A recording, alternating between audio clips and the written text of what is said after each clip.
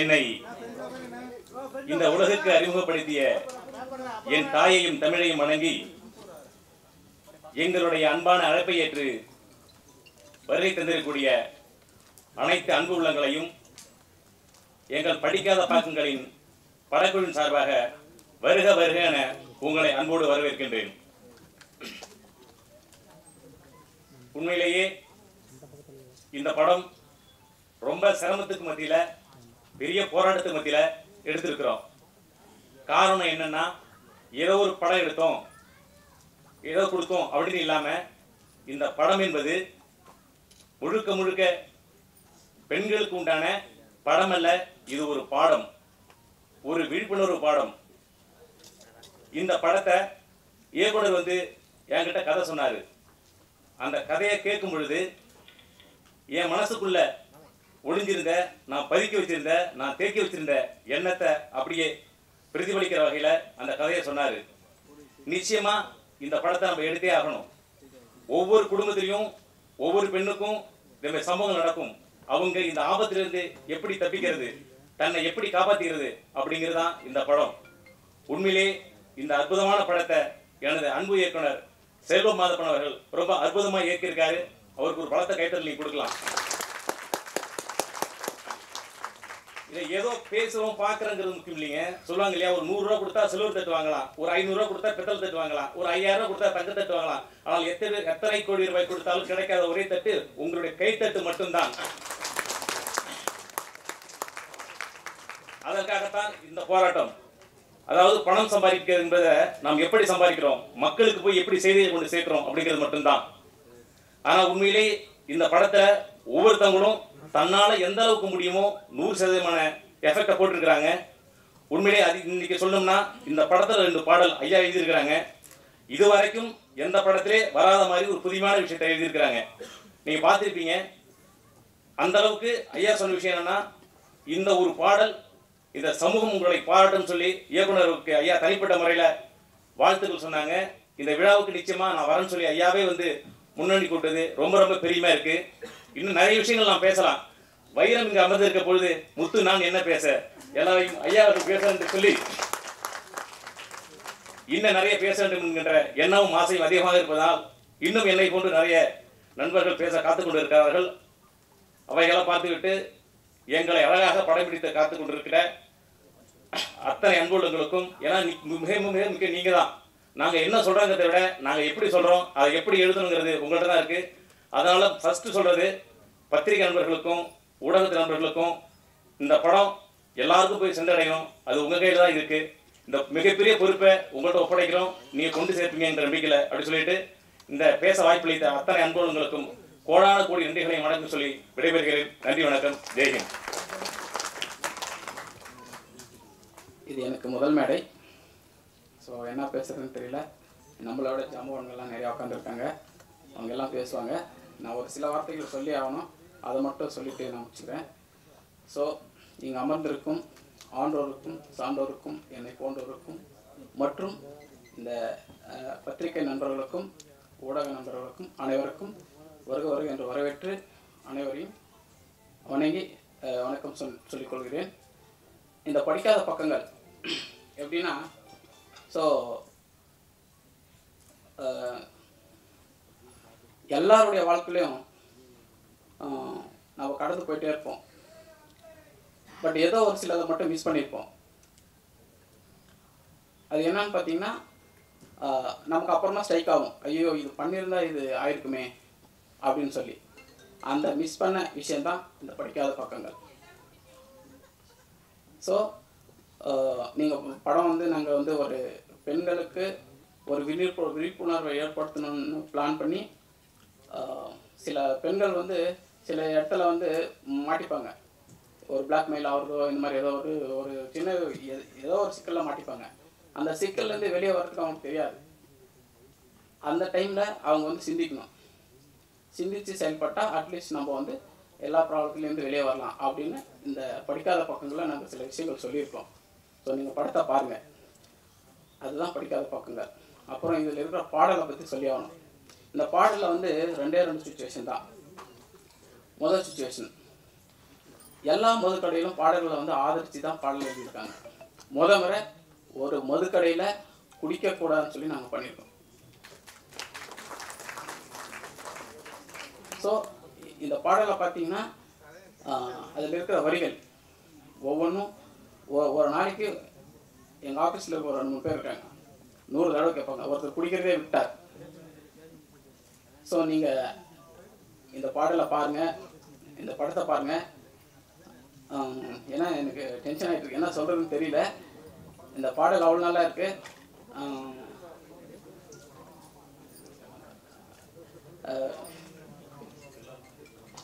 அப்புறம் வந்து அடுத்து வந்து நம்ம ஐயா எல்லாம் சொல்லுவார், ஏன்னா நாங்கள் நேரில் மீட் பண்ணும்போது அவ்வளோ எக்ஸ்பீரியன்ஸ் ஆச்சு எங்களுக்கு. ஸோ எல்லாருக்கும் நன்றி சொல்லி விடைபெறேன். வணக்கம். வணக்கம். பத்திரிகை நண்பர்களுக்கும் ஊடக நண்பர்களுக்கும் மேடையில் அமர்ந்திருக்கும் கவியரசு வைரமுத்து சார் அவர்களுக்கும் மற்றும் தயாரிப்பாளர் முத்துக்குமார், இயக்குனர் செல்வ மாதப்பன் மற்றும் தொழில்நுட்ப கலைஞர்கள், நடிகர்கள் அனைவருக்கும் என்னுடைய மாலை வணக்கம். படத்தினுடைய தலைப்பு படிக்காத பக்கங்கள். நல்ல ஒரு பொய்டிக்கான தலைப்பு வச்சுருக்காங்க. அதற்கு வந்து வைரமுத்து சார் வந்து லிரிக்ஸ் கிடைச்சது உண்மையாகவே இந்த டீமுக்கு ஒரு பெரிய லக்கு. ஏன்னா வைரமுத்து சாரோட நான் வந்து நிறையா படங்கள், நாட்டாமை, கேப்டன், சின்ன மேடம், ஏகப்பட்ட படம் என்னுடைய படங்களுக்கு வந்து அவர் முழு சாங் எழுதியிருக்கிறாரு. அவரை பற்றி நாம் படம் பண்ணும்போதெல்லாம் வந்து பார்த்திங்கன்னா வைரமுத்து சார் கூட படம் பண்ணும்போது இந்த மாதிரி நிகழ்வுகள் நடப்பதில்லை. அப்போல்லாம் ஆடியோ ரிலீஸ் ஃபங்க்ஷனு, ஒரு சிங்கிள் ட்ராக், எதுவுமே அந்த மாதிரி எந்த விதமான ஒரு ப்ரொமோஷன்ஸும் கிடையாது. ஆடியோ கடையில் கேசட் வாங்கி கேட்பாங்க, பாட்டு கிட்டாகும், படம் போகணும். பட் இன்றைக்கி இருக்கிற டெக்னீஷியன்ஸ் உண்மையாகவே இதெல்லாம் பெரிய லக்கு, இந்த மாதிரி ஒரு நிகழ்வு நடக்கிறது. வைரமுத்து சாரை பற்றி நான் வந்து ஒரு சில வார்த்தைகள் இந்த நேரத்தில் சொல்லி பதிவு செய்கிறதுக்கு நான் விரும்புகிறேன். ஒரு கம்போசருக்கு வந்து வைரமுத்து சார் மாதிரி ஒரு ஆளுமை மிகுந்த ஒரு லிரிக் ரைட்டர் கிடைக்கிறது மிகப்பெரிய ஒரு வரப்பிரசாதம். அதை நான் வந்து அனுபவிச்சிருக்கேன். எனக்கு ஃபஸ்ட்டு அவர் எழுதின பாட்டு வந்து கேப்டன். உட்காந்து கம்போஸ் பண்ணிகிட்டே இருந்தேன், ஒரு வாரம் கம்போஸ் பண்ணிகிட்டே இருந்தேன். எந்த டியூனுமே ஃபைனல் ஆகலை. அவர் 1 hour வந்து சிட்டிங் உட்காந்துதே அந்த சாங் ஓகே ஆகிடும். ஏன்னா வெறும் டியூனை தத்தகாரமாக பாடிட்டு இருக்கும்போது ப்ரொடியூசர்ஸ்க்கு அது பிடிக்காது. அவர் போட்ட வரிகளோடு அந்த பாட்டை பாடும்போது உடனே அவங்க ஓகே சொல்லிடுவாங்க.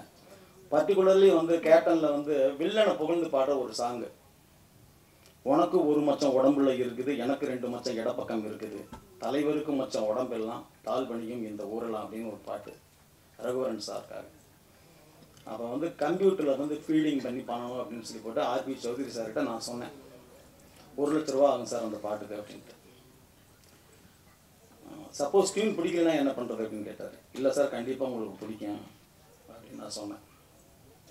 அப்போ வைரமுத்து சார் தான், இல்லை நீங்கள் அவரை ஃப்ரீயாக விடுங்க, கண்டிப்பாக உங்களுக்கு பிடிக்கும் அப்படின்னு சொல்லி போட்டு அவர் தான் எனக்கு மிகப்பெரிய சப்போர்ட்டாக அன்றைக்கி வைரமுத்து சார் இருந்தார்.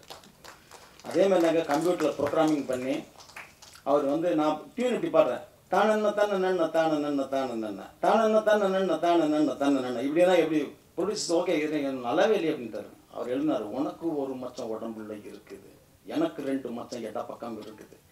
அந்த மாதிரி வந்து கம்போசர்ஸுக்கு வந்து அந்த ஸ்பாட்டில் லிரிக்ஸ் எழுதி ஓகே பண்ணுவார். அவர் பெரிய சாதனைகள், அவர் வாங்காத அவார்ட்ஸுகள் கிடையாது. இருந்தாலும் ஏன் சொல்கிறேன்னா, ஒரு கம்போசர்ஸுக்கு வந்து ஒரு மிகப்பெரிய சப்போர்ட்டாக இருக்கக்கூடிய ஒரு கவிஞர் வைரமுத்து சார். அவரோட வந்து நிறைய படங்கள், ஒரு 10 படங்கள் ஃபுல் ஆல்பம் அவர் எனக்கு இசையமைச்சிருக்கிறாரு. அது எனக்கு அந்த வாய்ப்பு கிடைச்சது மிகப்பெரிய இறைவனுக்கு இந்த நேரத்தில் நன்றி சொல்லிக்கிறேன். ஐயா அவர்களுக்கு இந்த நேரத்தில் நான் நன்றியை தெரிவிச்சுக்கிறேன். ஸோ சமீபத்தில் தான் வந்து இந்த படத்துக்கான இயக்குனர் மாதப்பன் வந்து முத்துக்குமாரோட வந்து என்கிட்ட ஒரு கதை சொன்ன, அப்படி அடுத்து நாங்கள் ஒரு காமெடி படம் பண்ணுறோம் சார், நீங்கள் தான் இசையமைக்கணும் அப்படின்னு சொல்லிட்டு இருந்தார். அந்த கதை சொல்லும்போதே வந்து அவர் ஒரு நல்ல திறமைசாலி, ஒரு நல்ல டைரக்டரு. கண்டிப்பாக வந்து இந்த படிக்காத பக்கங்கள் படத்தை அவர் மிக சிறப்பாக இயக்கியிருப்பார். இந்த படம் மிகப்பெரிய வெற்றி படமாக அமையும். ஸோ ஹோல் டீமுக்கும் என்னுடைய மனமார்ந்த வாழ்த்துக்களை தெரிவிச்சுக்கிறேன்.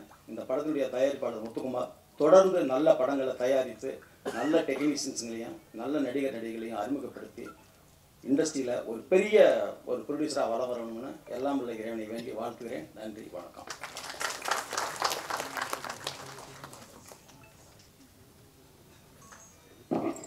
நன்றி. படிக்காத பக்கங்கள் திரைப்படத்தின் நாயகன் திரு பிரஜன் அவர்களை வாழ்த்துரை வழங்குவதற்காக அழைக்கிறோம்.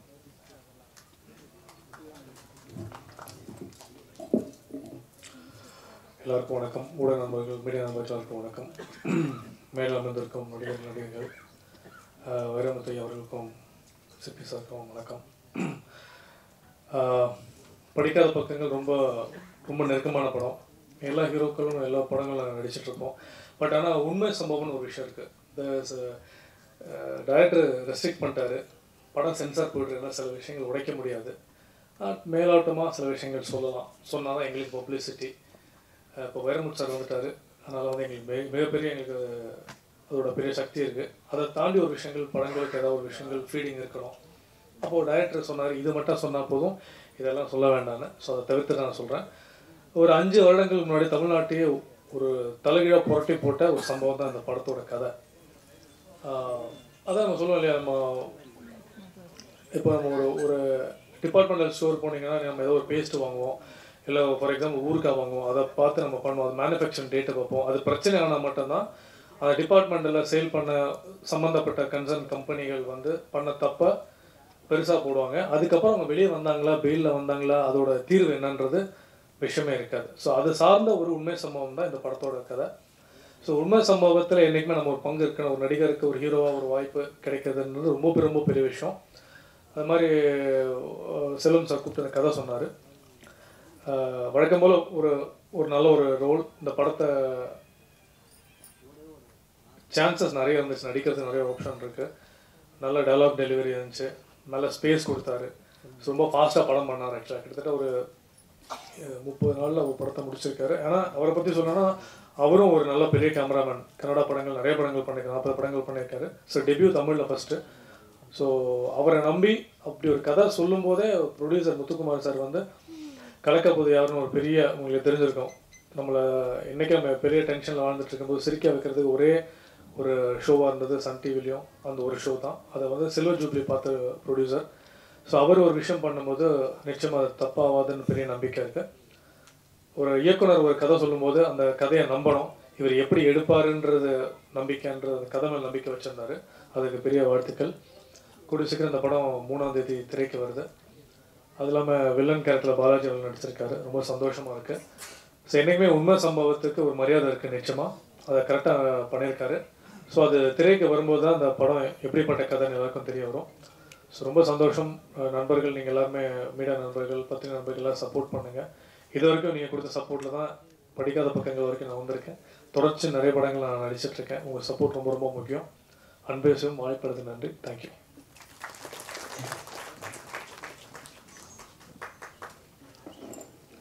படிக்காத பக்கங்கள் திரைப்படத்தின் பின்னணி இசையமைப்பாளர் திரு சாய் அவர்களை வாழ்த்துரை வழங்குவதற்காக அழைக்கிறோம்.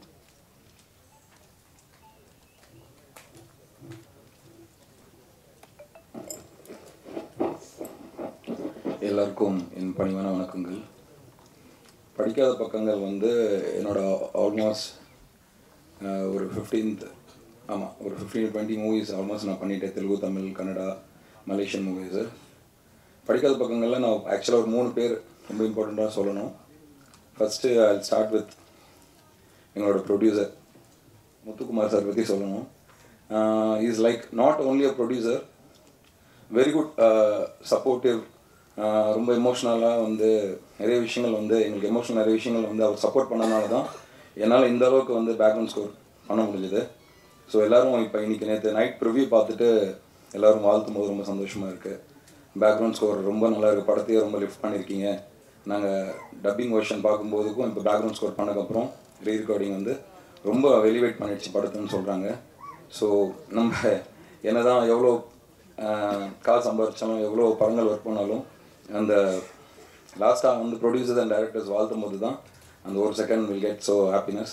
அதுக்கு நான் கடவுளுக்கும் எல்லாருக்கும் நன்றி சொல்கிறேன். ஸோ முத்துக்குமார் சார் வந்து அந்த ஒரு சப்போர்ட் நிச்சயமாக ரொம்ப நன்றி sir. Next I want to come with about the director Selvam sir. Selvam sir பற்றி சொல்லணும்னா எனக்கு ஆல்மோஸ்ட் இப்போ ஒரு 4 months தான் பழக்கம். Is a very good cinematographer. ஏன்னா அவரோட கன்னடா படம் இப்போ ஒன்று வரப்போகுது, அதாவது காந்தாரா, கேஜிஎஃப் அந்த ரேஞ்சுக்கு இருக்கும். நீங்கள் பார்த்தீங்கன்னா அந்த படத்தோட ஒர்க்கு கேமரா அவ்வளோ சூப்பராக பண்ணியிருப்பார். ஸோ அதை பார்த்தோன்னே எனக்கு இம்ப்ரெஸ் ஆகிடுச்சு கூட எப்படி ஒர்க் பண்ணணும். பட் நான் ராஜமௌலி சார் அசிஸ்டண்ட்டு ஆல்மோஸ்ட் பெரிய பெரிய படங்கள் தெலுங்குல பெரிய பெரிய ஆக்டரி கொடுத்த டைரக்டர்ஸ் கூட ஒர்க் பண்ணியிருக்கேன். நிறைய டைரக்டர்ஸ் வந்து மியூசிக் அந்த அளவுக்கு சொல்லுவாங்க, நாங்கள் செய்வோம். But first time in my life Selvam sir பற்றி சொல்லணும்னா, அவருக்குள்ளே ஒரு மியூசிக் டைரக்டர் இருக்குன்னு எனக்கு தெரியாது. எவ்ரிடே நான் ஒர்க் பண்ணும்போது எனக்கு என்னென்னா, இவர் ஒரு வேலை ஏதாவது மியூசிக் டைரக்டர் வேலை செஞ்சுருப்பாரோ, ஏன்னா அந்தளவுக்கு ஒரு மியூசிக் செஞ்சு சொல்ல ஒரு மனுஷன். I am so happy to work with them. Every reel by reel, இல்லை நீங்கள் மட்டும் உட்காருங்க, வேறு எந்த மியூசிஷியன்ஸ் வேணாம், ஃபுல் மூவி நீங்களும் நான் மட்டும் உட்காந்து பண்ணலான்னு சொல்லிட்டு கிட்டவே இருந்து ஒரு ரொம்ப பிரதர் மாதிரி இந்த அளவுக்கு இன்றைக்கி நீங்கள் பாராட்டுறாங்கன்னா என் செல்வம் சாரோட சப்போர்ட்டும் இருக்குது எனக்கு. So I want to thanks Selvam sir. And இந்த வாய்ப்பு எனக்கு ஆக்சுவலாக இந்த டீம் இன்ட்ரடியூஸ் பண்ணதுக்கு டைரக்டர் ஜோசப் அண்ணன், அவர் இப்போ ஒரு மூவி முடிஞ்சு ரிலீஸ் ஆக போகுது. ஸோ அவர் இந்த டீம் இன்ட்ரடியூஸ் பண்ணதுனால ஒரு தூரம் வந்திருக்கு. And I want to thank Prajan bro எல்லோரும் அவங்க, அண்டு ஐயா வைரமுத்து ஐயா எங்கள் எல்லோரும் ப்ளெஸ் பண்ணோம், மீடியா எல்லாருக்கும் ஹெல்ப் பண்ண வந்திருக்காங்க. அண்ட் சிற்பி sir and producer mister Mahendrakumar Jain sir, எல்லோரும் இங்கே இருக்கிற டீம் எல்லாருக்கும் நான் நன்றி சொல்கிறேன். தேங்க்ஸ். இந்த படிக்காத பக்கங்கள் டிஃப்ரெண்ட்டாக கண்டிப்பாக இப்போ இருக்கிற software people and generation new college பசங்க எல்லாருக்குமே கண்டிப்பாக பிடிக்கும். ஏன்னா ரொம்ப ஒரு முக்கியமான விஷயத்த இந்த படத்தில் சார் சொல்லியிருக்காரு செல்வம் சார். ஸோ எல்லோரும் ஃபேமிலியோட போயிட்டு ஒரு நல்ல ஒரு இன்ஃபர்மேஷனோட இந்த படம் நீங்கள் ஒரு எக்ஸ்பீரியன்ஸ் பண்ணுவீங்க. இந்த வாய்ப்பு கொடுத்ததுக்கு நான் நன்றி சொல்கிறேன். இந்த டீமுக்கு ரொம்ப தேங்க்ஸ். நன்றி, வணக்கம்.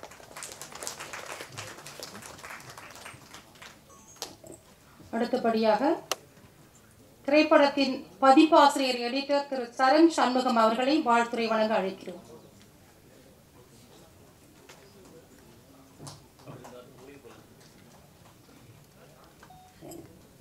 இங்கே வந்திருக்கிற பிரசன்ட் மீடியா, அப்புறம் ஃபேமிலி அண்ட் ஃப்ரெண்ட்ஸ் எல்லாருக்கும் முதற்கண் வணக்கத்தை சொல்லியிருக்கேன். அப்புறம் இங்கே வந்திருக்கிற பெரியவங்க எல்லாத்துக்குமே வணக்கத்தை தெரிவிச்சுக்கிறேன். படிக்காத பக்கங்கள் இந்த படம் ஃபஸ்ட்டு எனக்கு வாய்ப்பு கிடைக்கிறதுக்கு மூர்த்தி சார் தான் எனக்கு இருந்தார். அவருக்கும் இந்த நேரத்தில் நன்றி தெரிவிச்சுக்கிறேன். இவர் டைரக்டரை பற்றி நான் சொல்லணும். ஃபஸ்ட்டு இவர் எப்படின்னு கேட்டிங்கன்னா, ஃபஸ்ட்டு ஃப்ரீடம் கொடுக்குற மாதிரி கொடுத்துருவார். ஃபுல்லாகவே நீங்கள் எடிட் பண்ணுங்கள், அதுக்கப்புறம் நான் பார்க்குறேன் அப்படின்னு சொல்லுவார். அவர் ஃபுல்லாக எடிட் பண்ணதுக்கப்புறம் இல்லை நான் ஃபஸ்ட்டு நான் பார்க்கணும் அப்படின்னு சொல்லிட்டு மறுபடியும் ஆரம்பத்துலேருந்து வருவார். ஸோ இவர் எப்படின்னா வாழைப்பழத்தில் ஊசி ஏற்றுற மாதிரி தான் வேலை வாங்குவார். பார்த்தா எதுவுமே தெரியாது. ஸோ அப்படி தான் வேலை வாங்குவார். மறுபடியும் பார்த்தீங்கன்னா வேலை பண்ணிட்டே இருப்போம். அதே பார்த்தீங்கன்னா கரெக்ஷன் நிறையா பண்ணிகிட்டே இருப்போம். அதுமெல்லாம் அவருக்கு நிறைய விஷயங்களை கற்றுக்கிட்டேன். அதையும் நான் நேரத்தை தெரிவிச்சுக்கிறேன். அதுக்கப்புறம் ப்ரொடியூசர் முத்துக்குமார் சார், அவர் ப்ரொடியூசர் மாதிரியே இருக்க மாட்டார், ரொம்ப க்ளோஸாக ஃப்ரெண்டு மாதிரி தான் இருப்பார். அவர் பார்த்தீங்கன்னா எதை கேட்டாலும் எனக்கு தெரியாதுங்க, டெக்னிக்கெலாம் எதுவுமே தெரியாது அப்படின்னு தான் சொல்லுவார். ஆனால் பார்த்தா அவருக்கு எல்லா விஷயமே தெரிஞ்சிருக்கும்.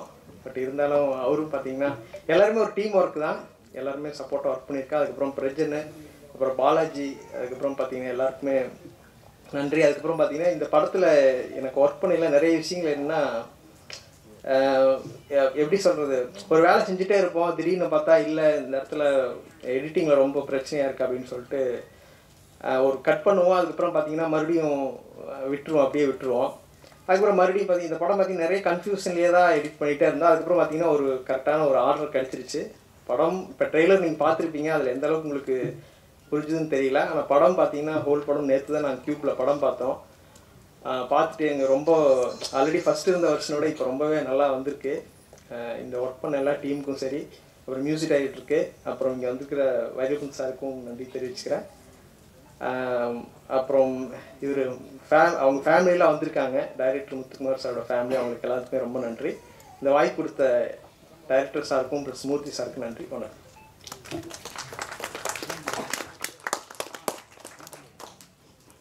படிக்காத பக்கங்கள் திரைப்படத்தின் பாடகி மீனாட்சி இளையராஜா அவர்களை வாழ்த்துரை வழங்க அழைக்கிறோம்.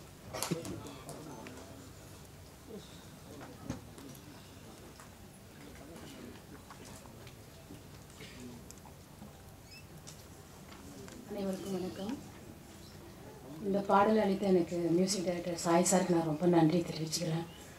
அதேமாதிரி முத்து சார், செல்வம் சார், இவங்க எல்லாமே சேர்ந்து தான் இந்த பாட்டை ஐயாவோட வரிகளில் சரக்குன்ற ஒரு பாடலை நான் பெண் குரலை நான் பாடியிருப்பேன்.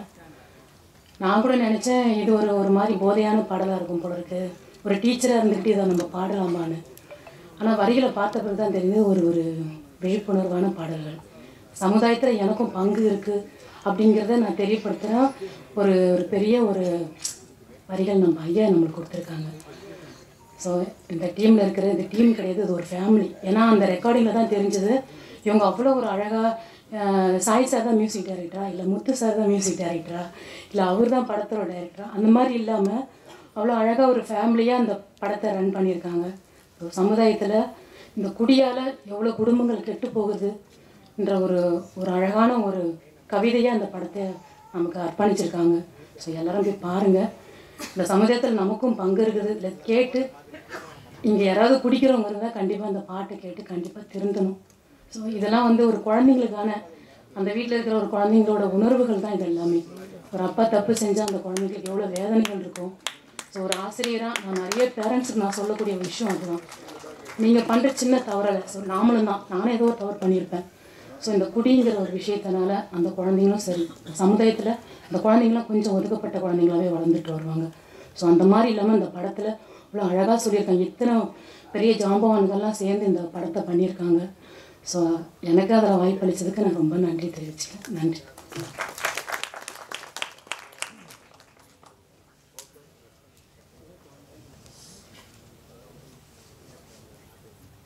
பாலாஜி அவர்களை வாழ்த்துரை வழங்க அழைக்கின்றோம்.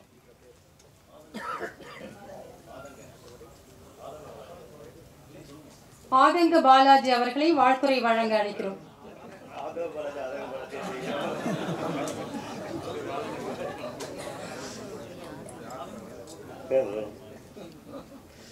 வணக்கம், என் பேர் ஆதவ பாலாஜி. இப்போ பேரை மாற்றிருக்கேன் ஆதவங்க பாலாஜின்னு சொல்லிட்டு. அதுக்கு அவங்களுக்கு நன்றியை சொல்லிக்கிறேன். இப்போ என்னன்னு என்ன வந்திருக்கிற அனைத்து ப்ரெஸ் மீடியாவுக்கும் மனமார்ந்த நன்றி. என்னன்னு கேட்டிங்கன்னா, வந்து ஸ்டேஜுக்கு ஏறினோடனே நன்றி யாருக்கு சொல்கிறேன்னு கேட்டிங்கன்னா ப்ரெஸ் மீடியாவுக்கு தான் நன்றி சொல்லணும். என்னோட ப்ரொடியூசர் சொல்ல, என்னோட டைரக்டர் சொல்ல, அவங்க சொந்தத்துக்கு சொல்ல, இது பண்ண முடியும், யாருக்கு எதுக்குமே சொல்ல, யாருக்குமே சொல்ல, உங்களுக்கு தான் சொல்கிறேன். ஆனால் ஒரு நிகழ்ச்சியும் பார்த்து இந்த சின்ன படத்தை அந்தளவுக்கு நீங்கள் கொண்டு போய் சேர்க்கறதுக்கு நீங்கள் உதவி பண்ணலன்னு எனக்கு தெரியல. ஏன்னா தொடர்ச்சியாக பார்த்தீங்கன்னா நாங்கள் கண்டினியூவாக ஒரு நல்ல படம் எடுத்திருக்கோம், நல்லா செலவு பண்ணியிருக்கோம், எங்களால் முடிஞ்ச அளவுக்கு பண்ணியிருக்கோம். புது நடிகர்களை வச்சு நாங்கள் பண்ணியிருக்கோம். ஒரு கதையை நம்பி தான் புது ஹீரோக்களை வச்சோ புது ஹீரோனை வச்சு நாங்கள் பண்ணுறோம். ஆனால் நாங்கள் சந்திக்கிறதெல்லாம் தோல்வியாகவே இருக்குது. ஒரு சின்ன ப்ரொடியூசர்லாம் பார்த்தீங்கன்னா ஒரு 2 கோடி ரூபா 3 கோடி ரூபா பட்ஜெட் பண்ணுற ப்ரொடியூசர்லாம் இன்றைக்கி வந்து கடன் ரூபா வாங்கி பண்ணுறாங்க, எதுவும் ஜெயிக்கலாம்னு பண்ணுறாங்க. ஆனால் நீங்கள் பார்த்தீங்கன்னா எல்லாம் வீட்டில் உட்காந்துடுறாங்க. இப்போ பாருங்கள், எல்லாமே என்னுடைய டைரக்டர் பாருங்கள், எல்லாம் புதுமுகங்களுக்கு தான் அறிவு வாய்ப்பு கொடுத்துருக்காரு. இப்போ ஐயா மட்டும் தான் பார்க்க போனால் ஐயோ பிரஜன் ப்ரோ மட்டும் தான் கொஞ்சம் சீனியராக இருக்காங்க, மற்ற எல்லாமே புதுசாக தான் இருக்காங்க. அப்படி அவங்க வாய்ப்பு கொடுக்குற இவங்களை நீங்கள் வெற்றியடை வைக்கிறதுக்கு நீங்கள் எங்களுக்கு பெரிய உதவி பண்ணணும். என்னென்னு கேட்டிங்கன்னா, சின்ன கண்டென்ட் வந்து பார்த்தீங்கன்னா எதோ நீங்கள் போகிறீங்க. நான் லாஸ்ட்டு என்னுடைய மெய்ப்படத்தை படம் நான் ஹீரோ பண்ணியிருந்தேன், இப்போ நான் வில்லனாக பண்ணியிருக்கேன். இது காரணம்னு கேட்டிங்கன்னா நல்ல கதை நல்ல படம் எடுத்திருக்கோம். ஆனால் இதை கொண்டு போய் சேர்க்குற விதம் எங்களுக்கு தெரியாமல் போயிடுச்சு. அதை நீங்கள் தான் கொண்டு போய் சேர்த்துருக்கணும், அதை சேர்க்காம விட்டீங்க. தயவு செஞ்சு சொல்கிறேன், இந்த மாதிரி புதுசாக வர டைரக்டர்களுக்கு நிறைய வாய்ப்பு வரணும். நிறைய புது ஹீரோக்களுக்கு, புது ஹீரோயின் வரவங்களுக்கு, புது நடிகர்களுக்கு வாய்ப்பு யார் கொடுப்பான்னு பார்த்தீங்கன்னா புதுசாக வர டைரக்டர் தான் கொடுப்பாங்க, சின்ன ப்ரொடியூசர் தான் கொடுப்பாங்க, புது டைரக்டர் மட்டும் தான் கொடுக்க முடியும். அதை ஃபஸ்ட்டு நீங்கள் தெரிஞ்சுக்கங்க. இன்றைக்கி பார்த்தீங்கன்னா இன்றைக்கி ரிலீஸ் பண்ணுறாங்க, இன்றைக்கி பார்த்தீங்கன்னா கோடிக்கணக்கில் இருக்குது. ஆனால் இன்றைக்கி ஒரு 3 கோடி ரூபாய்க்கு படம் பண்ணோன்னா அந்த போட்ட கதை எடுக்கிறதுக்கு ரொம்ப திண்டாடுறதா இருக்குது. இதை எப்படி எங்களால் எப்படி கொண்டு போய் சேர்க்க முடியுன்றது எங்களுக்கு முடியல. ஏன்னா எல்லாம் ஃபேமிலியை விட்டுட்டு எங்கெங்கே கடத்தை வாங்கி இங்கே வந்து சென்னையில் ஊர்லேருந்து சென்னைக்கு வந்து எல்லாரையும் விட்டுட்டு ஒரு டைரக்டர் ப்ரொடியூசர் எல்லாமே முடிச்சுட்டு உட்காந்து தூக்கம் இல்லாமல் இருக்காங்க. இதை குடும்பம் நாங்களும் ட்ராவல் பண்ணிருக்கோம், புரியுதுங்களா? இதை வந்து நீங்கள் தயவு செஞ்சு சொல்கிறேன், இதை போய் சேர்க்கணும், நல்லா மக்கள்கிட்ட போய் சேர்க்கணும். சேர்த்து இந்த டைரக்டரை இந்த ப்ரொடியூசரை நீங்கள் வெற்றி அடைய வச்சிங்கன்னா கண்டிப்பாக எங்களை மாதிரி நிறைய புதுமுகங்கள் நிறைய வருவாங்க, அவங்களுக்கும் வாய்ப்பு கொடுத்த மாதிரி இருக்கும். இதை தயவு செஞ்சு சொல்கிறேன், உங்களை கையெடுத்து கும்பிட்டு கேட்டுக்கிறேன். எங்களால் தோல்வியை நிறைய சந்திக்கவும் முடிய மாட்டுது. ஏன்னா நிறைய எஃபர்ட் போடுறோம், ஆனால் அது வெற்றி அடையிறது எப்படின்னு தெரியல. அதுக்கு முழுக்க நீங்கள் தான் எங்களை வெற்றி அடைய கொண்டு போய் சேர்க்கணும். செகண்ட் பார்த்தீங்கன்னா, ஒரு தியேட்டர் பார்த்தீங்கன்னா பெரிய ஹீரோக்கள் படத்துக்கு பார்த்தீங்கன்னா 4 ஷோ 5 ஷோ கொடுக்குறாங்க, 4 ஷோ கொடுக்குறாங்க. எங்களுக்கு ஒரு ஷோ எப்படியே முட்டி மோதி நாங்கள் வாங்குறதா இருக்குது. ஆனால் அது எப்போ கிடைக்குங்கிறது தான் ஃபர்ஸ்ட் ஷோ கொடுத்துட்றாங்க, ஒரு 10 மணி ஷோ கொடுத்துட்றாங்க. இதுக்கு எப்படி வந்து இதை வந்து மக்கள் பார்க்க முடியும்னு நினைக்கிறீங்க? இதுலேயே எங்களுக்கு பெரிய தோல்வியாக இருக்குது. ஏன்னா ஒரு பெரிய ஹீரோ வந்து 4 ஷோ கொடுக்குறாங்க, எங்களுக்கு ஒரு ஷோ, நடுவில் ஒரு ஈவினிங் ஷோ கொடுக்கலாம். இதுக்கு பெரிய ஃபைட் பண்ணுறதா இருக்குது. இதே பக்கத்து ஆந்திராவில் எடுத்துக்கங்க, பெரிய படம் 4 கொடுக்குறாங்க, சின்ன படம் 2 படத்துக்கு வாய்ப்பு கொடுக்குறாங்க. ஆனால் இங்கே தமிழ்நாட்டில் அப்படி பண்ணுறாங்களான்னு தெரியல. எனக்கு இனிமேல் வாய்ப்பு கிடைக்குதா எனக்கு வேறு விஷயம், அதை விட்டுருங்க. எனக்கு என்னென்னா, நான் சாதாரண ஒரு குடும்பத்தில் ஒரு குடிசை வீட்டில் தான் நான் பிறந்தேன். நான் இன்றைக்கி நான் பக்கத்து வீட்டில் போய் படங்கள் பார்த்த காலங்கள் தான். இன்றைக்கி எனக்கு ஒரு பெரிய தேட்டரில் ஒரு சாமியம் பிரேமில் நான் வந்துட்டேன். இன்றைக்கி இதுவே எனக்கு மிகப்பெரிய வெற்றி தான் எனக்கு, புரியுங்களா?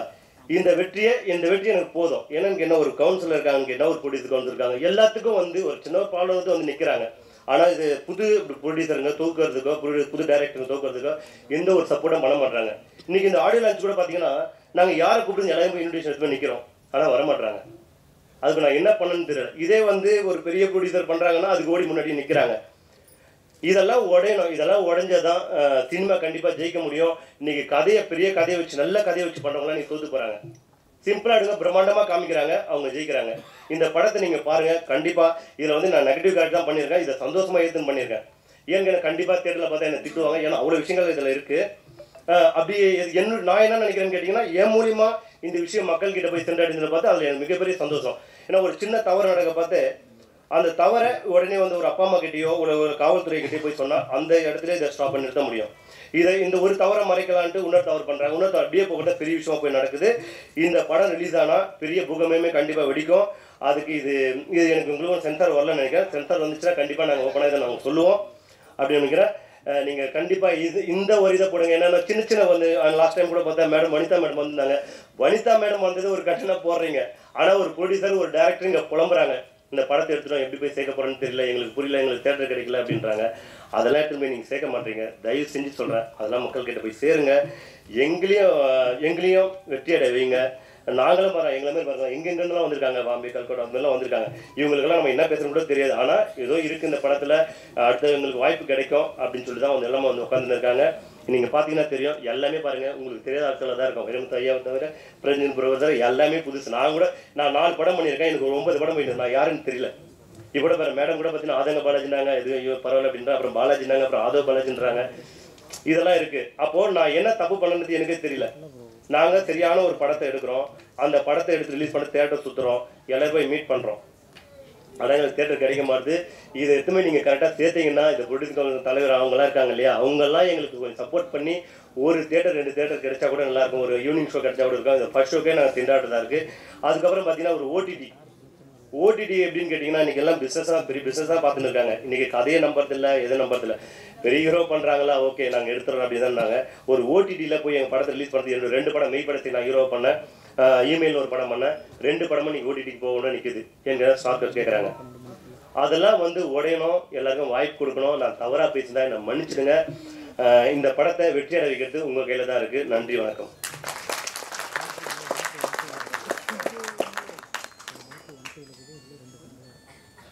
அடுத்தபடியாக வாழ்த்துறை வழங்குவதற்காக லொல்லு சுபா மனோகர் அவர்களை அழைக்கிறோம். வணக்கம்.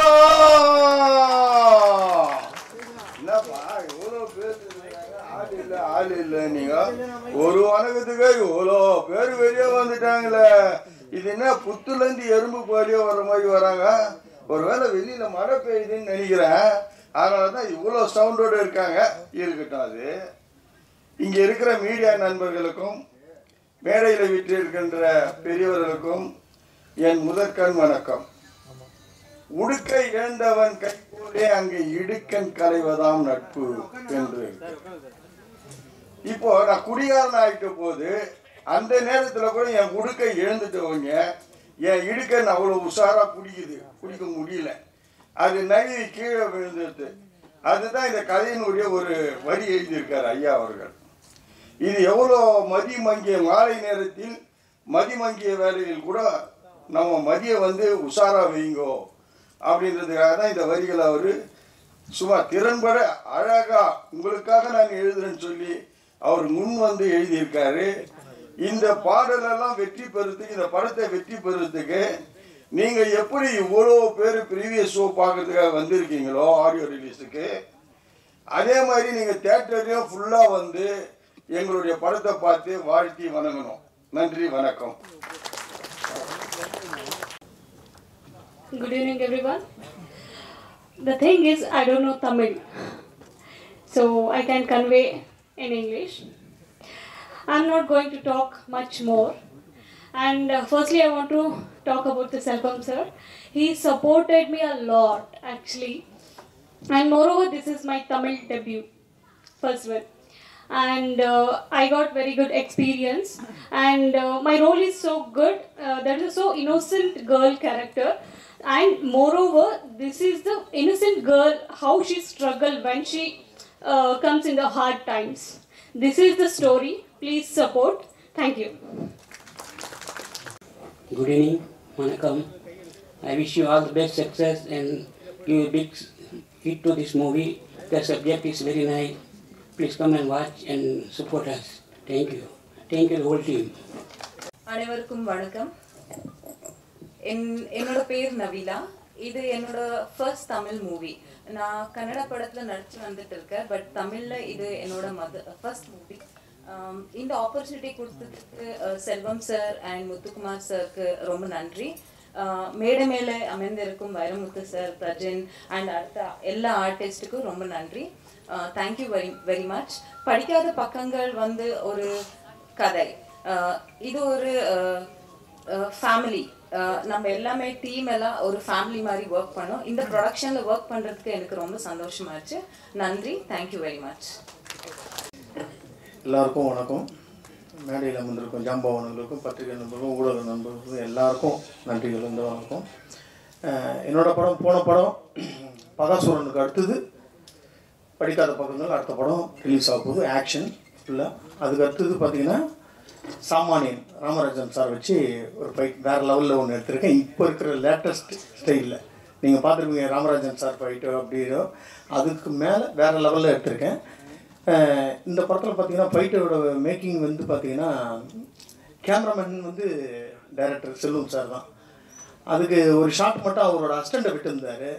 சார் அது எனக்கு வந்து சார் கரெக்டாக பிடிக்கணும் அந்த ஆக்ஷன் பிளாக்கை. அதுக்கு நான் வந்து பிடிக்கிற மாஸ்டர்ன்ட்டு ஷார்ட் எடுத்து கொடுத்தாரு பாருங்க. அப்படி வேறு லெவலில் எடுக்கிறார். அவர் டைரக்ஷன் பண்ணுற ஒரு 40 படத்துக்கு ஒரு கேமராமேனாக பண்ணியிருக்கார். நிறைய படங்கள் பண்ணியிருக்கார், பெரிய ஹிட்டான படங்கள்லாம். பிரஜன் சாருக்கு வந்து இது வந்து 5வது படமும் 6வது படமும் நான் பண்ணிகிட்ருக்கேன் கண்டினியூவாக. போன படம் அது பாலாஜி சாருக்கு வந்து மெய்ப்படசை ஆக்ஷன் படம், அதுவும் நான் தான் பண்ணேன். இதுலேயும் அவர் பண்ணியிருக்கார், வில்லனாக பண்ணியிருக்கார். வேறு லெவலில் எடுத்துருக்கோம் இந்த ஃபைட்டு. அனைத்து வெற்றி படங்கள்லேயும் இந்த படம் வெற்றி படமாக இருக்கணும்னு எல்லாம் மலை இதை வேண்டிக் கொள்கிறேன். நன்றி, வணக்கம்.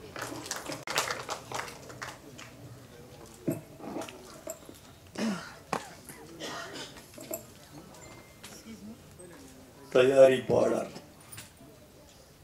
முத்துக்குமார் அவர்களே, படிக்காத பக்கங்களின் இயக்குனர் செல்வம் அவர்களே, கதாநாயகன் பிரஜின் அவர்களே, மேடையில் அமர்ந்திருக்கும் கலைஞர் பெருமக்களே, இந்த படத்தின் தொழில்நுட்ப குழுவின் அன்பான கலைஞர்களே, ஊடக உறவுகளே, பாசத்திற்குரிய பத்திரிகையாளர்களே, பெருமக்களே, உங்கள் அனைவருக்கும் எனது அன்பான வணக்கத்தை தெரிவித்துக் கொள்கிறேன். இந்த மேடைக்கு ஆதவ் பாலாஜி என்ற ஒரு கலைஞர் பேச வந்தார். அறிவிப்பாளர் அவர் பெயரை சற்றே தடம் மாற்றி ஆதங்க பாலாஜி என்று அறிவித்தார். ஆதவ் பாலாஜி என்பது அவருக்கு இயற்பெயர். ஆனால் திரையுலகத்தின் தற்கால நிலைமை என்ன, கதைகளின் போக்கு என்ன, திரையரங்குகளின் நிலைமை என்ன, தயாரிப்பாளர்களின் கலவரம் என்ன, கலை உலகின் நிலவரம் என்ன என்ற ஆதங்கத்தை கொட்டிவிட்டு போனதனால் அவருக்கு ஆதங்க பாலாஜி என்பது காரண பெயராக அமைந்துவிட்டது என்று நாம் கருத வேண்டியிருக்கிறது. அதுதான் உண்மை. இந்த விழாவுக்கு நான் மகிழ்ச்சியோடு வந்திருக்கிறேன். காரணம் என்ன தெரியுமா தோழர்களே? வெற்றி பெற்ற பெருமக்களை வாழ்த்தச் செல்வது இயல்பு. நாம் சென்று வாழ்த்தாமலே அவர்கள் வெற்றி பெறுவார்கள். நம்முடைய வாழ்த்துறை ஒன்றும் அவர்களுக்கு தனியான கிரீடமாகி விடுவதில்லை. ஆனால் யாரை வாழ்த்த வேண்டும் என்றால் வளரக்கூடிய கலைஞர்களை வாழ்த்த வேண்டும், ஆதரவற்ற கலைஞர்களை வாழ்த்த வேண்டும், சாதிக்க துடிக்கிற கலைஞர்களை வாழ்த்த வேண்டும். பழையன கழிய புதியன புகுகிற போது புதிய முகங்களை, புதிய திறமைகளை, புதிய ஆற்றல்களை வரவேற்று வாழ்த்த வேண்டும். ஏனென்றால் எந்த புற்றில் எந்த பாம்போ என்று பார்ப்பவன் பழைய காலத்து மனிதன், எந்த பூவில் எந்த தேனோ என்று பார்ப்பவன் தான் புதிய காலத்து மனிதன்.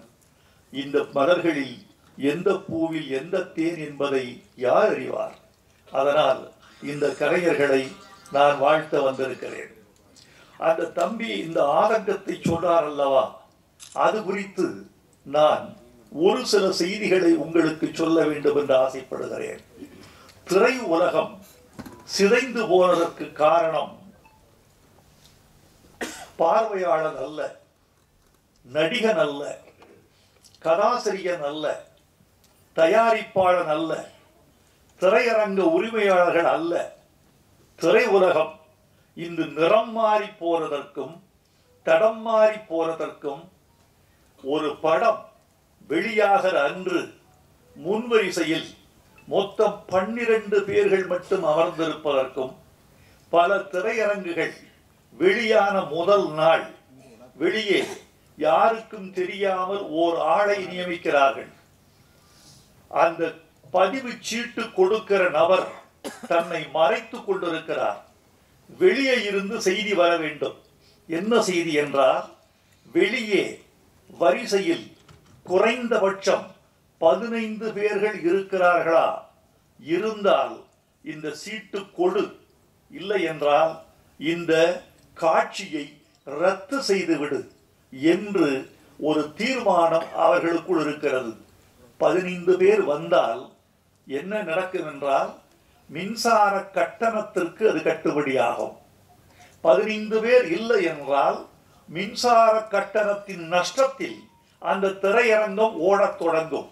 அந்த கட்டணத்தை தவிர்ப்பதற்காகத்தான் பதிவு சீட்டு கொடுப்பதற்கே, அவர்கள் அனுமதி சீட்டு கொடுப்பதற்கே தயங்குகிறார்கள். இதற்கு காரணம் யார்? படம் பார்க்க ஓரளவு நல்ல படம் என்று கருதத்தக்க படத்தை கூட பார்ப்பதற்கு ஆட்கள் வராமல் தவிர்த்து போவதற்கு அல்லது அவர்கள் தயங்குவதற்கு என்ன காரணம் என்று பார்த்தால், இது ஒரு மோசமான யுகத்தில் தமிழ் சினிமா கலை இருக்கிறது. அந்த இடம் தொழில்நுட்ப காலம். இந்த தொழில்நுட்பம் என்பது மனிதர்களை, ரசிகர்களை துண்டாடிவிட்டது. கை தொலைபேசியில் ஒரு கூட்டம், கணிப்பொறியில் ஒரு கூட்டம்,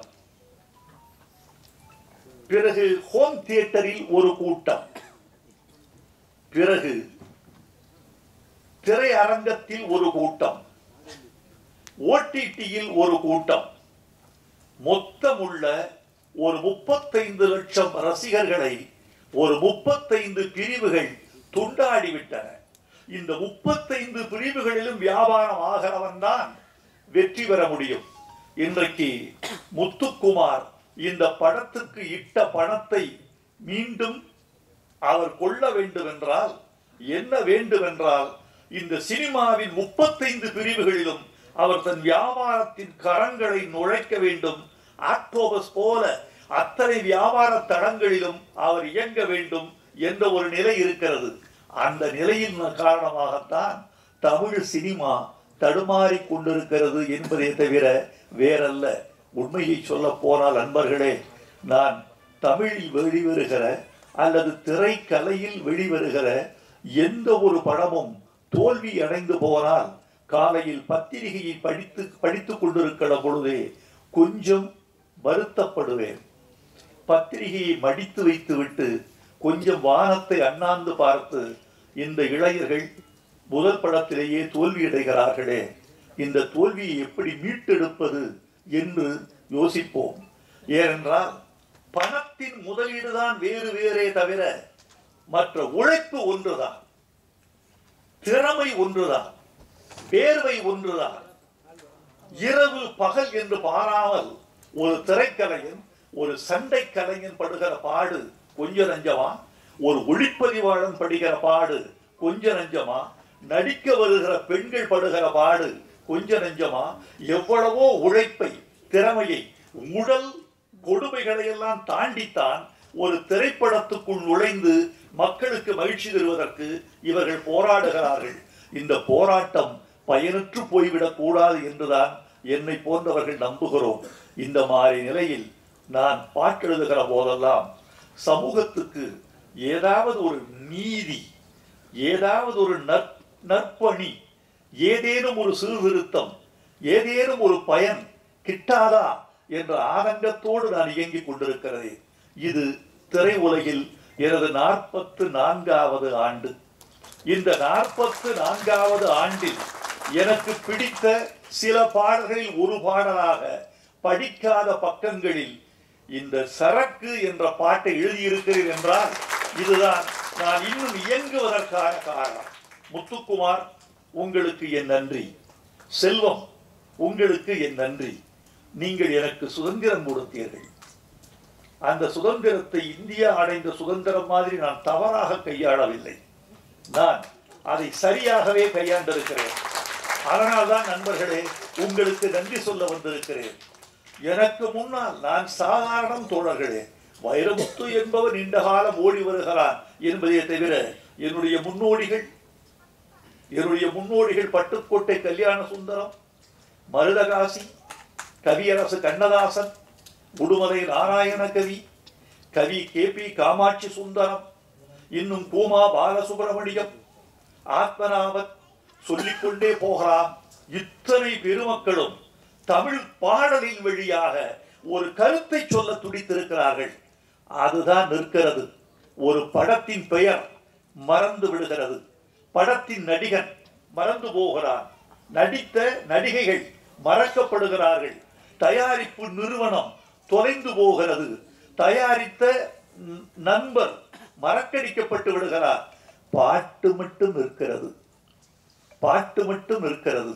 எத்தனை காலம்தான் ஏமாற்றுவார் இந்த நாட்டிலே என்ற பாட்டு இன்னும் 100 வருடங்களுக்கு பிறகு கூட இசையமைத்தவர் SM சுப்பையா நாயுடு, பாடியவர் TM சௌந்தரராஜன், அதனுடைய பாட்டை எழுதியவர் மக்களன்பன், நடித்தவர் MGR, குதிரையில் இருந்தவர் பானுமதி என்று இந்த உலகம் நினைத்து கொண்டே இருக்கும். பாட்டு வரிகளால், இசையால் ஒரு சமூகம் நினைக்கப்படும். இந்த படத்துல ஒரு முக்கியமான பாட்டு. இந்த சபையில் நீங்கள் எல்லோரும் பேசினீர்கள். சகோதரிகள் பேசினார்கள், நீங்கள் பேசினீர்கள், எல்லோரும் பேசினீர்கள். ஒரே ஒரு வரிக்கு மட்டும்தான் நான் காது குளிர கைதட்டல் கேட்டேன். முத்துக்குமார், நீங்க ரொம்ப நன்றாக சொன்னீர்கள். ஒரு வரி, ஒரு 400 ரூபாய் கொடுத்தா பழத்தட்டு கிடைக்கும், ஒரு 200 ரூபாய் கொடுத்தா தேங்காய் தட்டு கிடைக்கும், 5000 ரூபாய் கொடுத்தால் தங்கத்தட்டு கிடைக்கும், உங்கள் கைதட்டு மட்டும் கிடைக்காது என்று சொன்னீர்கள். அதெல்லாம் சரி, 5000 ரூபாய் கொடுத்தால் தங்கத்தட்டு எனக்கு கிடைக்குமா? அது 5000 ரூபாய், நான் ஒரு 2 5000 ரூபாய் தருகிறேன். 2 தங்கத்தட்டு நீங்கள் இன்னைக்கு தங்கத்தின் விலை 54,465 ரூபாய். ஒரு சவரன், ஒரு சவரன் இப்படி விற்கிற போது 5000 ரூபாய் கொடுத்தால் தங்கத்தட்டு வாங்கிவிடலாம் என்று நம்முடைய முத்துக்குமார் சொல்கிறார் என்றால், முத்துக்குமார் நகைக்கடை வைத்திருக்கிறாரோ தங்கத்தட்டு கடை வைத்திருக்கிறாரோ என்று நாம் கருத வேண்டியிருக்கிறது. நண்பர்களே, உங்களை பார்த்தால் பேச ஆசைதான். ஏதோ என்னுடைய அருமை நண்பர்கள் ஊடக தோழர்கள் வந்திருக்கிறார்கள். இந்த வெளியீட்டு விழாக்களில் இந்த ஊடகங்களின் மீது எனக்கு பெரிய மதிப்பு உண்டு. காரணம், இவர்கள்தான் கொண்டு போய் சேர்க்கிறார்கள். ஆனாலும் கூட தினப்பத்திரிகைகளில் இது குறித்து எந்த செய்தியும் வருவதில்லை. வார பத்திரிகைகள் இதை அதிகமாக கண்டுகொள்வதில்லை. இந்த மேடையில் ஒரு பெரிய சர்ச்சை உண்டானால் அது மட்டும்தான் அவர்களின் கவனத்திற்கு போகிறது. அந்த சர்ச்சையை நீட்டிக்க முடியும் என்றால் அது 2 வாரங்களுக்கு செய்தியாகிறது. இதோ இந்த மேடையில் இருக்கக்கூடிய இந்த இளம் கலைஞர்களை வாழ்த்தி படிக்காத பக்கங்கள் என்ற பெயரில் நவீன பெண்களின் பிரச்சனைகளை மையப்படுத்தி ஒரு புதிய தயாரிப்பாளரும் இயக்குனரும் ஒரு படத்தை செய்திருக்கிறார்கள். ரசிகர்களே, காத்திருங்கள், வந்தால் ஆதரியுங்கள், பிடித்தால் தோள் கொடுங்கள் என்று நீங்கள் 4 வரி எழுதினால் அதுதான் சிறப்பு. இந்த நேரத்தில் நான் ஒரு கருத்தை சொல்ல வேண்டும் என்று ஆசைப்படுகிறேன். இவர்கள் இந்த இணையதளங்களின் வாயிலாக இவர்கள் கொண்டு செல்கிற இடம் ரொம்ப அதிகம். நீங்கள் நினைத்துக் கொண்டிருப்பீர்கள், யூடியூப் வழியாக இன்று இரவு 12 மணிக்குள் இந்த விழா செய்திகள் உலகத்தின் எல்லா மூலைகளிலும் வீசி எறியப்படும். இன்னைக்கு போயிடும். நாளைக்கு காலையில் சுவிட்சர்லாந்திலிருந்து, நெதர்லாந்திலிருந்து, ஆஸ்திரேலியாவிலிருந்து, டென்மார்க்கிலிருந்து யாரோ ஒரு தமிழர் அல்லது நிச்சயமாக ஒரு இலங்கை தமிழர் என்னை அழைத்து, உங்கள் பேச்சை கேட்டேன் ஐயா, மகிழ்ந்தேன் என்று சொல்லுவார். அந்த படம் எப்போது வெளிவரும் பார்ப்பதற்கு காத்திருக்கிறோம். இந்த காலத்தில் மதுவை எதிர்த்து ஒரு பாட்டா என்று கூட கேட்பார்கள். அப்படிப்பட்ட எல்லையை நீங்கள் தொட்டுக் கொண்டிருக்கிறீர்கள். உங்களுக்கு நன்றி. இந்த மது பாட்டை பற்றி சொல்லுகிறேன். எந்த வரிக்கு அதிகமாக நீங்கள் கைதட்டீர்கள் என்று காது கொடுத்து கேட்டேன். செல்வம் சொன்னார், இந்த படத்தில் ஒரு பாட்டு, அந்த பாட்டு மதுவுக்கு எதிராக மதுக்கடையில் பாட்டு என்று சொன்னவுடன் இந்த அரங்கம் கைதட்டலில் அதிர்ந்தது. நன்றி. மதுவுக்கு எதிராக ஒரு பாட்டு, மதுவை கொண்டாடித்தான் பாட்டு அதிகம் இருந்திருக்கிறது. தமிழ்நாட்டில் எந்த பெரும்பாலான பாடல்கள் மதுவை கொண்டாடித்தான். மதுவை கொண்டாடித்தான் பாட்டு என்று கூட சொல்ல மாட்டேன். வாழ்வை கொண்டாடி, மகிழ்ச்சியை கொண்டாடி, களிப்பை கொண்டாடி, காதலை கொண்டாடி, காதலையும் மதுவையும் பெண்ணையும் கலந்து கொண்டாடிய பாடல்கள் தான் தமிழ்நாட்டில் அதிகம். மதுவை வெறுத்து பாடிய பாட்டு கலைவாணர் பாடிய பாட்டு. குடிச்சு பழகணும் தம்பி, குடிச்சு பழகணும். என்னையா குடிச்சு பழகணும்னு சொன்னாரு? நீராகாரம் குடிச்சு பழகணும் என்று என்எஸ்கே எழுதியிருக்கிறார். அதுதான் மதுவுக்கு எதிரான ஒரு பாட்டு என்று நினைக்கிறேன். அப்புறம் ஒளி விளக்குல தைரியமாக சொல் நீ மனிதன்தானா என்று எம்ஜிஆர் பாடிய ஒரு பாட்டு. அது கூட குடித்ததாக நடித்துவிட்டு குடிக்கு விரோதமாக பாடியிருப்பார். அது ஒரு பாட்டு. இந்த பாட்டு முழுக்க முழுக்க மதுவுக்கு விரோதமான பாட்டு. கண்ணதாசன் எழுதினார், ஓர் கையிலே பெண்ணும் ஓர் கையிலே மதுவும் சேர்ந்திருக்கும் வேளையில் என் ஜீவன் பிரிந்தால்தான் நான் வாழ்ந்த வாழ்க்கை நலமாகும், இல்லையெனில் ஏன் வாழ்ந்தாய் என்றே இறைவன் என்னை கேட்பான். ஏன் குடிக்கிற, ஏன் பெண் சுகம் அனுபவிக்கிறாய்ன்னு நான் நினைக்கிறீங்க, கேட்குறீங்க.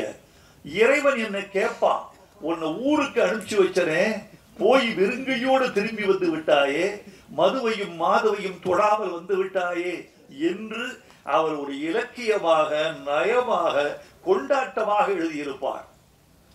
விர்தௌசி என்ற ஒரு பெர்ஷிய கவிஞன் எழுதினான், குடிக்காதவனுக்கு சொர்க்கத்தில் இடமில்லை என்றால் அந்த சொர்க்கம் என் உள்ளங்கையை போல் வெறுமையாகவே இருந்திருக்கும் என்று கேட்டார்.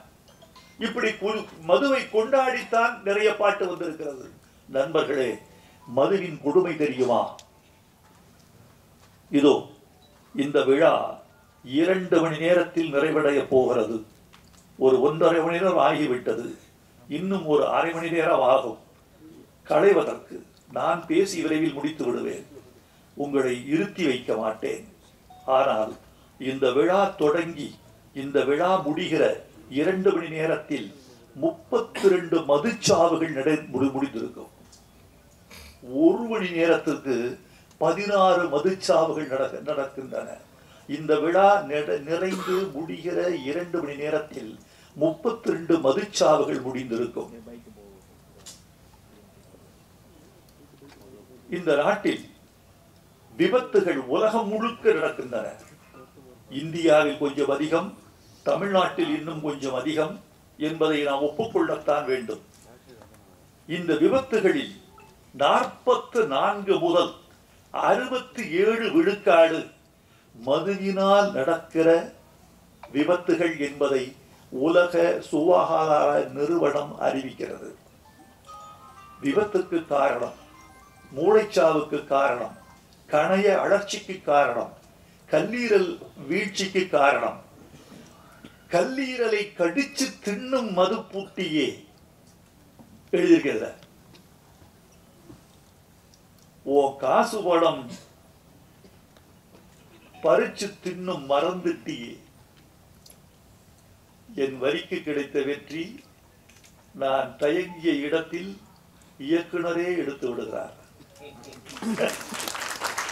அந்த பாட்டின் மீது அவருக்கு அவ்வளவு மதிப்பு இருக்கிறது.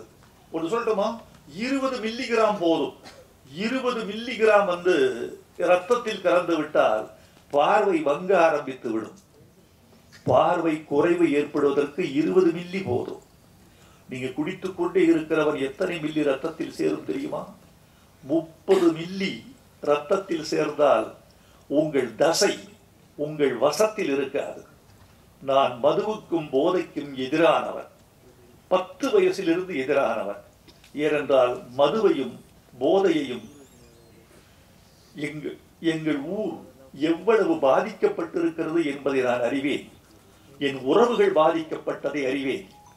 இந்த ஒரு சொட்டு மது கூட என் குடலில் விழுந்ததில்லை என்பதை நான் உத்தரவாதமாக உங்களுக்கு சொல்லிக் கொள்ள வேண்டும் என்று ஆசைப்படுகிறேன். போதை பழக்கம் என்பது எங்கள் உடம்பு, என் உலகத்திலேயே நான் வெறுக்கிற வாசனை ஒன்று உண்டு என்றால் அது ஒரே வாசனை, புகை வாசனை. அது மட்டும் அப்படி ஆழ தள்ளிடுது வெளியே, புகை வாசனை. மதுவை விட மோசமானது புகை. மது கூட உங்கள் உடம்பை இவ்வளவு தின்னாது, புகை தின்றுவிடும். இங்க புகை ரொம்ப கொடுமையானது. இந்த என் பேச்சை நண்பர்களே, இந்த ஒரு படிக்காத பக்கங்கள் என்ற படத்தின் வாயிலாக இந்த பேச்சை புதிய இளைஞர் திருக்கூட்டத்திற்கு நீங்கள் கொண்டு போய் சேர்த்தால் அதுதான் ஊடகம் எங்கள் தமிழுக்கு செய்கிற தொண்டு என்று நான் உங்களுக்கு நன்றி பாராட்டுவேன். முத்துக்குமார், செல்வம், உங்கள் 2 பேருக்கும் தமிழ் சமூகம் இந்த ஒரு பாடலுக்காக நன்றி செலுத்த கடமைப்பட்டிருக்கிறது என்று நான் நம்புகிறேன். உங்களுக்கு என் நன்றியை தெரிவித்துக் கொள்கிறேன். ஒவ்வொரு படத்திலும் இப்படி ஒரு பாடலை நீங்கள் வைக்க வேண்டும். அது உங்களுக்கு பெரிய பலமா இருக்கும், படத்துக்கு முதுகெலும்பா இருக்கும், அப்படி இருக்கும். எனவே இந்த இவ்வளவு மது போதையை நீங்கள் தூக்கி எறிவதற்கான ஒரு துணிச்சலை உங்கள் நெஞ்சுக்குள் நீங்கள் வளர்த்துக் கொள்ள வேண்டும் என்று நான் உங்களை விரும்பி கேட்டுக்கொள்கிறேன். நண்பர்களே, நீண்ட நேரம் பேசுவதற்கு ஆசைதான். உங்களுடைய மௌனம் எனக்கு ரொம்ப பிடித்திருக்கிறது. உங்களது பார்வை, என்னை நோக்கி குவிந்திருக்கிற உங்கள் கண்கள் என்னை பேசச் சொல்கின்றன. உங்கள் செவிகள் என் பக்கமே திரும்பி இருக்கின்றன. உங்கள் தலைகள் படமெடுத்தாடும் பாம்பு போல என்னையே பார்த்து கொண்டிருக்கின்றன. உங்களை பார்க்கும்போது மகிழ்ச்சி தான். ஆனால் நண்பர்களே, இந்த நேரத்தில் ஒரு வார்த்தை சொல்லிக் கொள்ள வேண்டும் என்று ஆசைப்படுகிறேன். ஒரு பாடலில் இசை பெரிதா மொழி பெரிதா என்பது ஒரு பெரிய சிக்கலாக பேசப்பட்டு கொண்டிருக்கிறது. இதில் என்ன சந்தேகம் உங்களுக்கு? இசை எவ்வளவு பெரிதோ மொழி அவ்வளவு பெரிது. மொழி எவ்வளவு பெரிதோ இசை அவ்வளவு பெரிது. 2ம் கூடினால்தான் அதற்கு பாட்டு என்று பெயர். 2ம் கூடினால் அதற்கு பாட்டு. ஆனால் சில நேரங்களில் இசையை விட மொழி உயர்ந்ததாகவும், சில நேரங்களில் மொழியை விட இசை உயர்ந்ததாகவும் திகழுகிற சந்தர்ப்பங்கள் உண்டு. இதை புரிந்து கொள்பவன் ஞானி, புரிந்து கொள்ளாதவன் அஞ்ஞானி.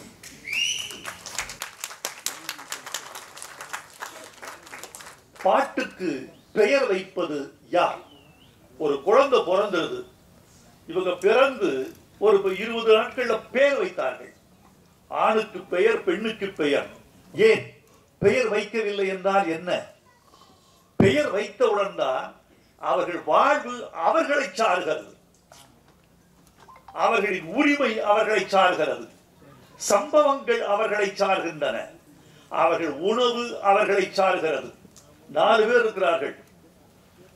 மணி, இவனுக்கு கொடு இந்த இட்லிய, அந்த இட்லி அவனை சேர வேண்டும் என்றால் பெயர். இந்த பழத்தை பிரேமாவுக்கு கொடு, பழம் ஒருத்திக்கு சேர வேண்டும் என்றால் அவள் பெயர். சுகுணாவுக்கு இந்த ஐஸ்கிரீம் கொடு, அந்த பெயர் ஐஸ்கிரீம். இதோ லட்டு இந்த மோகனுக்கு கொடு என்று பெயர் சுட்ட உடனேதான் பொருள் உரிமை ஆகிறது. பெயர்தான் பட்டா, பெயர்தான் பத்திரம், பெயர்தான் சொத்து, பெயர்தான் நீ, பெயர்தான் ஆதார். அது இருந்தால்தான் நீ இந்தியாவில் நீ. பாட்டுக்கு பெயர் வைப்பது இசையா மொழியா? மலர்ந்தும் மலராத பாதி மலர் போல என்று பாட்டுக்கு பெயர் வைத்தது மொழி. சிட்டுக்குருவி முத்தம் கொடுத்து என்று பாட்டுக்கு பெயர் வைத்தது மொழி. மன்மத லீலையை வென்றார் உண்டோ என்று பல்லவியின் பெயரை சொன்னது மொழி. அதற்கு அழகு செய்தது இசை, அதற்கு அபிநயம் செய்தது இசை, அதற்கு சுகம் கொடுத்தது இசை, மறுக்க முடியாது. ஆனால் அந்த பாட்டுக்கு பெயர் சூட்டியது மொழி, அந்த பாட்டை அழைக்க வைத்தது மொழி. ஒரு பாடலை ஹம் பண்ணி யாராவது இந்த பாட்டை பாடுகிறது சொல்லுவாங்களா? இந்த பாடலை இதை பாடுங்க சொல்லுவாங்களா யாராவது? சின்ன சின்ன ஆசை என்று பாடுகள் என்றுதான் சொல்லுவார்கள். எனவே பாட்டுக்கு பெயர் வைத்தது மொழி. அந்த மொழிக்குரிய மரியாதையை இசையும், இசைக்குரிய மரியாதையை மொழியும் பரஸ்பரம் வழங்குகிற போதுதான் கலை வெற்றி பெறும் என்று நான் உறுதியாக நம்புகிறேன். நண்பர்களே, இந்த படம் வெற்றி பெற வேண்டும், வெற்றி பெற செய்ய வேண்டும். இன்னொன்று நிறைவாக ஒரு செய்தி, நம்முடைய கலையில் என்ன குறைபாடுகள் என்று கலை உலகம் கருதி முடிவெடுத்தால் ஒழிய கலை வெற்றி பெறுவது மக்கள் கையில் என்று நீங்கள் கருதி விடாதீர்கள். அது உங்கள் கையில். நல்ல பொருளாக இருந்தால் எத்தனை ஆண்டுகள் கழிந்த பிறகும் கூட, எத்தனை மண்ணுக்கடியில் கிடந்த பிறகும் கூட, எத்தனை காலங்கள் கடந்த பிறகும் கூட தங்கம் தங்கம்தான், வைரம் வைரம்தான், உயர்ந்த பொருள் உயர்ந்ததுதான். ஒரு 17 நூற்றாண்டுகள் திருக்குறளை தமிழ் சமூகத்தில் காண கிடைக்கவில்லை. 2ஆம் நூற்றாண்டு 3ஆம் நூற்றாண்டுக்கு பிறகு திருக்குறளை தமிழ் சமுதாயம் புழங்கவில்லை. பக்தி இயக்கம் வந்து விட்டது, தேவாரம் புழங்கியது, திருவாசகம் புழங்கியது, திவ்ய பிரபந்தம் புழங்கியது, ஆழ்வார் பாடல் புழங்கியது, நாயன்மார் பாட்டு புழங்கியது, பதிகம் புழங்கியது, பாசுரம் புழங்கியது, திருக்குறள் புழங்கவே இல்லை. ஆனால் நல்ல பொருளாக இருந்தால் எந்த நூற்றாண்டிலும் அது தன் முகத்திரையை கிழித்துக் கொண்டு, ஒரு விதை தன் மேல் தோலை கிழித்துக் கொண்டு விருட்சமாவது போல் நல்ல பொருள் எத்தனை காலமாக இருந்தாலும் தன்னுடைய தரைகளை உடைத்துக் கொண்டு, திரைகளை கிழித்துக் கொண்டு வெளியே வந்தே தீரும். 19ஆம் நூற்றாண்டின் இறுதியில் திருக்குறள் நான் தானடா தமிழின் முகவரி என்று வெளிவந்தது. உங்கள் கலை நல்ல கலையாக இருந்தால், உங்கள் கதை நல்ல கதையாக இருந்தால் நிச்சயமாய் உங்கள் புகழ் வெற்றி பெறும், உங்கள் கலை வெற்றி பெறும். உங்கள் கலையும் கதையும் வெற்றி பெற்றால் நீங்கள் பொருளாதார மேன்மை பெறுவீர்கள். படிக்காத பக்கங்கள் வெற்றி பெறும். படிக்காத மேதை வெற்றி பெற்றது, படிக்காதவன் வெற்றி பெற்றது. அந்த வரிசையில் படிக்காத பக்கங்கள் வெற்றி பெற வேண்டும் என்று வாழ்த்துகிறேன். நன்றி, வணக்கம். இசையமைப்பாளர் சிற்பி அவர்கள் பெற்றுக்கொள்ள கவி பேரரசு வைரமுத்து அவர்கள் வெளியிடுகிறார்கள்.